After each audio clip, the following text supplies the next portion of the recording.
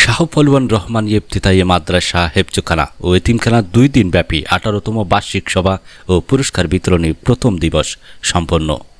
চট্টগ্রামের বাঁশখালী হতে আমানত করিমের প্রতিবেদনে বিস্তারিত।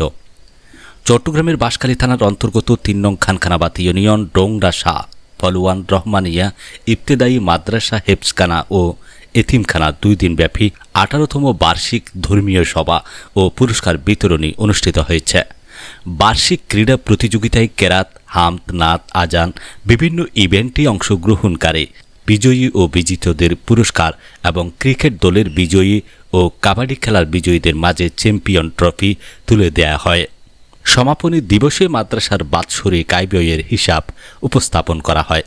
2 দিন ব্যাপী 6 ও 7 ফেব্রুয়ারি বাদে ফজর হতে শাহ পলওয়ান রহমানিয়া ইফতেদায়ী মাদ্রাসা হেফজখানা ও এতিমখানা প্রাঙ্গণে উক্ত মাদ্রাসার প্রধান শিক্ষক মৌলানা মুজিবুর রহমান ও সাবেক শিক্ষক গাজী মোহাম্মদ সেলিমের যৌথ সঞ্চালনায় অনুষ্ঠানে প্রথম দিবসে প্রধান অতিথি হিসেবে উপস্থিত ছিলেন ইস্ট বেঙ্গল রেজিমেন্ট বাংলাদেশ সেনাবাহিনীর অবসরপ্রাপ্ত সাবেক সেনা কর্মকর্তা, বাংলাদেশ রাউস ফাউন্ডেশন চট্টগ্রাম দক্ষিণ জেলার মহাসচিব সার্জেন্ট SM মিজানুর রহমান।